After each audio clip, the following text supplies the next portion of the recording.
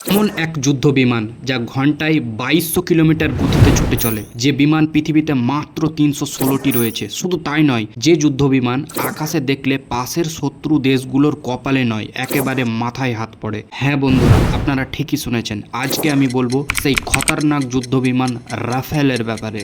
Rafael হলো একটি অত্যন্ত আধুনিক এবং শক্তিশালী 4.5 জেনারেশনের মাল্টিরোল যুদ্ধবিমান। মাল্টিরোল যুদ্ধবিমান মানে হলো এমন একটি বিমান যা একক নকশায় তৈরি হয়েও যুদ্ধের একাধিক ভিন্ন ভিন্ন কাজ নিখুঁতভাবে করতে পারে। সহজ কথায় এটি অলরাউন্ডার যুদ্ধবিমান। এটি অ্যাডভান্স টেকনোলজির টুইন ইঞ্জিন যুদ্ধবিমান।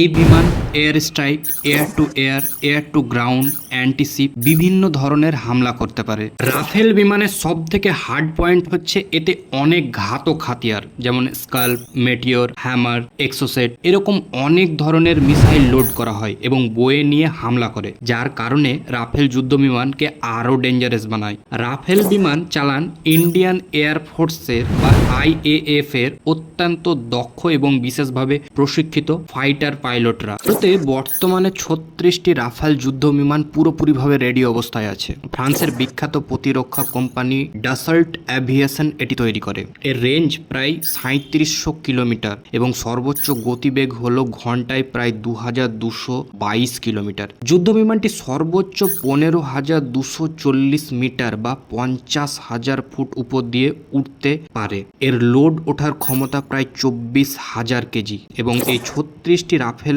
যুদ্ধ বিমানের দাম পড়েছিল প্রায় 59,000 কোটি টাকা।